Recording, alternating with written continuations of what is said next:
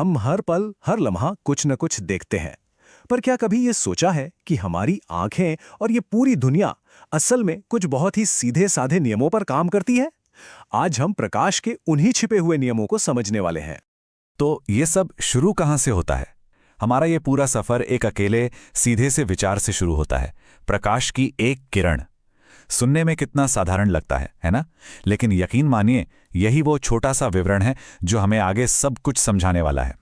और यही सवाल आज के हमारे इस पूरे विश्लेषण की जड़ है। क्या ऐसा हो सकता है कि इंद्रधनुष से लेकर तेज रफ्तार इंटरनेट तक हर चीज के पीछे कुछ गिने चुने आसान से नियम ही काम कर रहे हों? चलिए पता लगाते हैं। तो देखिए, हम एक एक करके आगे बढ़ेंगे। हम उस सबसे सरल विचार से शुरू करेंगे, फिर देखेंगे कि प्रकाश कैसे टकरा कर लौटता है, कैसे अपना रास्ता बदलता है, और फिर कैसे हम इन्हीं नियमों का इस्तेमाल करके लेंस जैसी कमाल की चीजें बनाते हैं। हम कदम दर कदम अपनी समझ को बढ़ाएंगे। तो हमारा पहला पड़ाव है परावर्तन, यानी कि रिफ्लेक्शन। ये प्रकाश के बर्ताव का पहला और सबसे बुनियादी नियम है। जब भी प्रकाश किसी चीज से टकराता है तो सबसे पहले वो क्या करता है? वो उछलता है, या कहिए बाउंस होता है। और इस उछलने में एक बहुत ही खूबसूरत बात है, ये बिल्कुल भी बेतरतीब नहीं होता। ये एक बड़े ही सटीक नियम को मानता है। इस डायग्राम को देखिए। जो किरण आती है, जो टकराकर लौटती हैं और सतह पर बनी ये 90 डिग्री की लाइन, ये तीनों हमेशा एक ही प्लेन में होती हैं। और नियम का सबसे खूबसूरत, सबसे जरूरी हिस्सा यह है, जिस एंगल पर किरण सतह से टकराती है, वो बिल्कुल ठीक उसी एंगल पर वापस लौटती है। कितना सरल और सुंदर नियम है ना? एकदम सिमेट्रिकल। यही वो छोटा सा विवरण है जो हमें आगे की हर चीज समझने में मदद करेगा।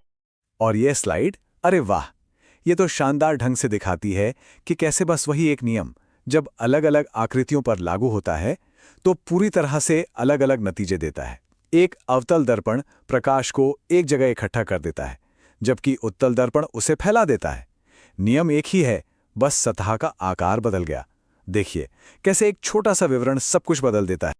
चलिए अब कहानी को थोड़ा और दिलचस्प बनाते हैं। अब बात करेंगे अपवर्तन की, यानी रिफ्रैक्शन की।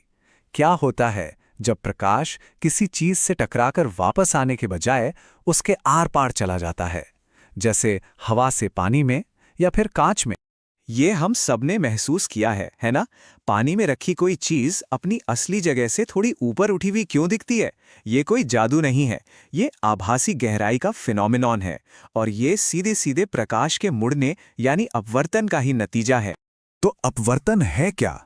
सीधे सीधे कहें तो ये बस प्रकाश की किरण का मुड़ना है जब वो एक मीडियम से दूसरे में जाती है। और वो कितना मुड़ेगी, ये एक नए जरूरी विवरण पर निर्भर करता है। दोनों मीडियम का अपवर्तनांक या रिफ्रैक्टिव इंडेक्स, ये हर पदार्थ की अपनी एक पहचान है। और इस मुड़ने को कंट्रोल करने वाले नियम का एक नाम भी है, स्नेल का नियम। ये गणित के जरिए हमें बताता है कि जब प्रकाश की किरण एक मीडियम से दूसरे में जाती है तो उसका एंगल ठीक कैसे बदलता है। ये हमारे विवरण समझाते हैं। थीम का एक और सटीक उदाहरण है। अब अपवर्तन का एक ऐसा नतीजा देखते हैं जो सच में हैरान कर देने वाला है। ये उस नियम का एक एक्सट्रीम केस है जिसे हमने अभी अभी सीखा है। क्या होगा अगर प्रकाश मुड़ने के बजाय फंस ही जाए?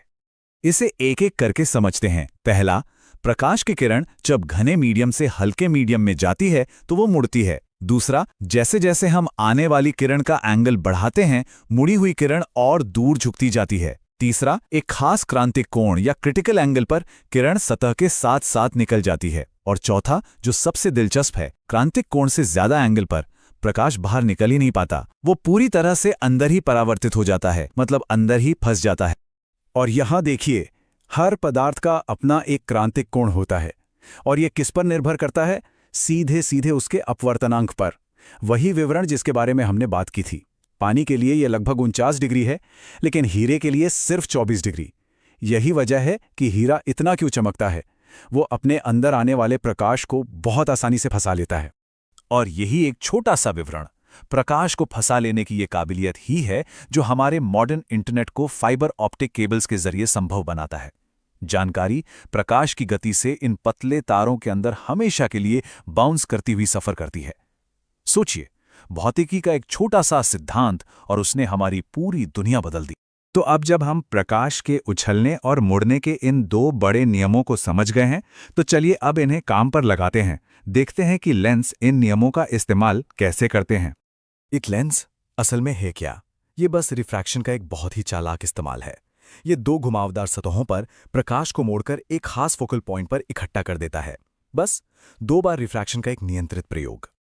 और कमाल की बात यह है कि ये सब कुछ अंदाजे पर नहीं होता। हम पहले से ही बता सकते हैं कि प्रकाश लेंस से गुजरकर कहाँ जाएगा। इसके लिए कुछ बहुत सरल नियम है। अगर किरण सीधी आती है तो वो फोकस से गुजरती है। अगर वो ठीक बीट से गुजरती है तो वो बिना मुड़े सीधी निकल जाती है। इन नियमों की वजह से प्रकाश का रास्ता पूरी तरह से प्रिडिक्टेबल है। और इन्हीं नियमों को जब हम लागू करते हैं तो देखिए, हम बिल्कुल सटीक तरीके से पता लगा सकते हैं कि कोई लेंस एक इमेज कहां और कैसी बनाएगा। ये कोई जादू या अंदाजा नहीं है, ये उन सरल बुनियादी नियमों का सीधा नतीजा है जिन्हें हमने अभी सीखा। तो कहाँ से शुरू किया था हमने? एक अकेली किरण के छोटे से विचार से। और कहाँ पहुँच गए? परावर्तन, अपवर्तन। ये सरल बिल्डिंग ब्लॉक्स ही इस बात की बुनियाद समझाते हैं कि हम दुनिया को कैसे देखते हैं और कैसे उसे अपनी ज़रूरत के हिसाब से बदलते हैं। यही नियम हमें कैमरे और टेलीस्कोप बनाने में मदद करते हैं। लेकिन क्या यही नियम हमें हमारी अपनी देखने की हदों के बारे में भी कुछ बताते हैं? क्या इन्हीं सरल नियमों में ये रहस्य भी छिपा है कि इंसान की आंखें आखिर कहाँ तक और क्या-क्या देख सकती हैं? कभी सोचा है कि फिजिक्स के कुछ बहुत ही सिंपल से प्रिंसिपल्स कैसे हमें छोटी से छोटी दुनिया से लेकर इस विशाल ब्रह्मांड तक के राज दिखा सकते हैं? आज हम लाइट यानी रोशनी के इसी सफर को समझेंगे और जानेंगे कि कैसे इसने हमें वो सब देखने की ताकत दी जो शायद हम कभी नहीं देख पाते। चलिए शुरू करते हैं। सवाल सुनने में बड़ा सीधा लगता है ना, पर इसका जवाब सच में कमाल का है। यही वो सवाल है जिसने माइक्रोस्कोप से लेके बड़ी-बड़ी दूरबीनों तक को जन्म दिया। और ये सब कुछ रोशनी को कंट्रोल करने की कला से शुरू होता है। तो आज हम क्या-क्या देखने वाले हैं?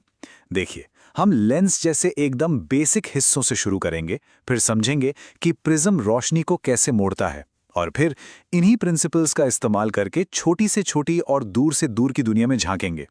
और आखिर में देखेंगे कि कैसे मिरर्स यानी दर्पणों ने हमारे देखने के तरीके को हमेशा के लिए बदल दिया। तो चलिए कहानी शुरू करते हैं सबसे बुनियादी चीज से, लेंस।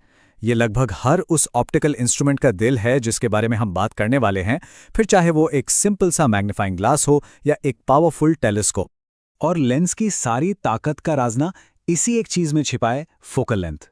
कॉन्सेप्ट बहुत सिंपल है, पर यही सब कुछ है। जितनी कम फोकल लेंथ होगी, लेंस उतना ही पावरफुल होगा, उतनी ताकत से वो लाइट को मोड़ेगा और चीजों को बड़ा दिखाएगा। बस ये एक छोटा सा डिटेल ही पूरी कहानी कह देता है। अब देखिए, एक अकेले लेंस से हम एक हद तक ही जा सकते हैं। असली जादू तो तब शुरू होता है जब हम इन्हें एक साथ लाते हैं। पहले लेंस से जो इमेज बनती है वो दूसरे लेंस के लिए ऑब्जेक्ट बन जाती है, और बस यहीं से मैग्निफिकेशन का एक चेन रिएक्शन शुरू हो जाता है। कितना बेहतरीन आइडिया है। और सबसे कमाल की बात क्या है, जब आप लेंस को एक साथ रखते हैं तो उनकी पावर बस सीधी सीधी जुड़ जाती है। ये इतना सिंपल सा फॉर्मूला हमें बताता है कि कैसे हम बहुत ही जबरदस्त ऑप्टिकल सिस्टम बना सकते हैं, बस सही लेंस को सही ऑर्डर में रखकर। चलिए अब लेंस से हटकर एक और फंडामेंटल चीज को देखते हैं, प्रिज्म।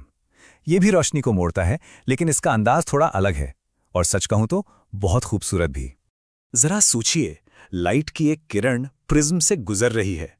ये एक बार तब मुड़ती है जब वो अंदर जाती है, और फिर दोबारा तब जब वो बाहर निकलती है। इस डबल बेंड की वजह से किरण अपने असली रास्ते से पूरी तरह से डिविएट हो जाती है। ये रोशनी और कांच का एक खूबसूरत डांस जैसा है। और ये ग्राफ एक बड़ा ही मजेदार सीक्रेट बताता है। एक खास एंगल होता है, सिर्फ एक, जिस पर लाइट सबसे कम डेविएट होती है, मतलब सबसे कम भटकती है। ये एक और छोटा सा लेकिन बहुत जरूरी डिटेल है जिसका इस्तेमाल एकदम सटीक ऑप्टिकल इंस्ट्रूमेंट्स बनाने में किया जाता है। अच्छा, तो अब जब हमारे पास ये सारे बेसिक बिल्डिंग ब्लॉक्स हैं, तो अब टाइम है कुछ असली चीज बनाने का। चलिए देखते हैं कि कैसे इन्हीं प्रिंसिपल से हम एक ऐसी अनदेखी दुनिया को देख सकते हैं जो ठीक हमारी आंखों के सामने है।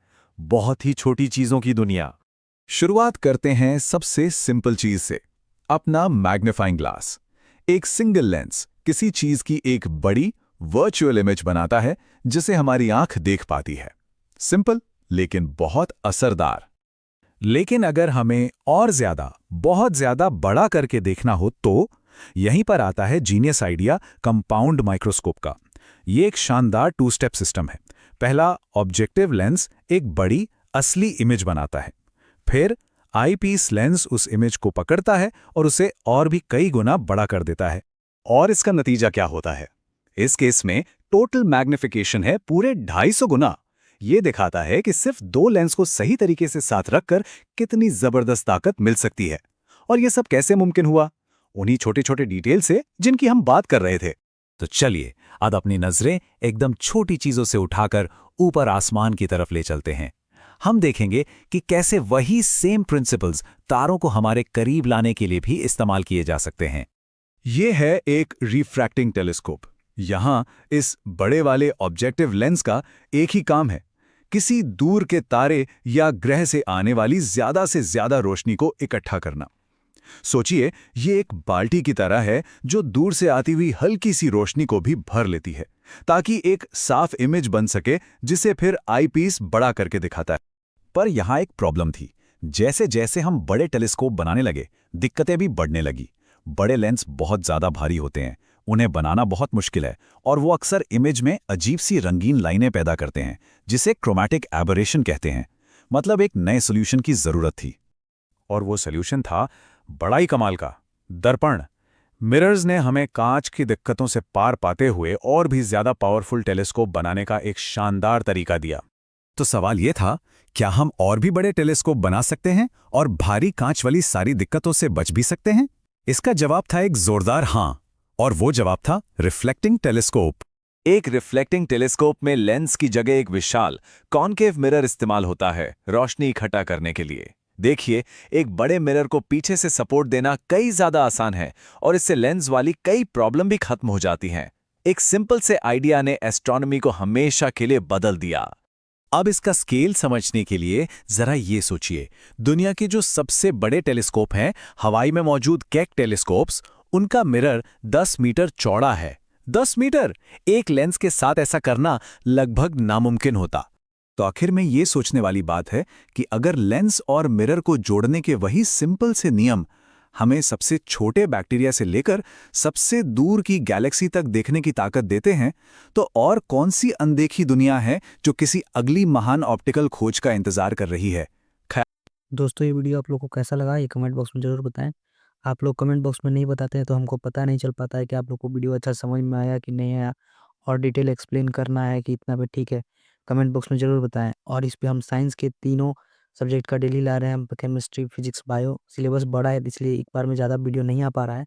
डेली हम लगभग 3-4 वीडियो अपलोड कर दे रहे हैं। और रहा बात हिंदी इंग्लिश का, तो हिंदी इंग्लिश का मेरा जो सेकंड चैनल है 12th क्लास आर्ट्स वाला, तो उस पे आ रहा है। उसको हम होम पेज में लिंक कर दिए हैं, आप वहाँ से देख लीजिएगा, ठीक है। और वहाँ से हिंदी इंग्लिश तैयार कर लीजिए लो। और साइंस हम इस पे करा दे रहे हैं। अगर टाइम मिलेगा तो हम मैथ भी इसी पे कराएंगे। आप लोग कमेंट बॉक्स में ज़रूर बताइए लो। कमेंट बॉक्स में बताने से हमको पता चलता है कि आप लोग का कैसा रिस्पॉन्स आ रहा है, वीडियो में और इम्प्रूवमेंट क्या क्या करना है, किस किस टाइप का आप लोगों को कंटेंट चाहिए, हमको बढ़िया से डिटेल में बताइए लो। हर एपिसोड, हर क्लास देखने के बाद कमेंट बॉक्स में कुछ ना कुछ कमेंट कीजिए लो, ठीक है। और अपने दोस्तों को भी शेयर कीजिए लो ताकि उन लोग को भी हेल्प मिले। और हमारा भी थोड़ा सा सब्सक्राइब करते रहिए लो, लाइक वाइक कर दीजिए लो ताकि हमारा भी थोड़ा सा मोटिवेशन बना रहे।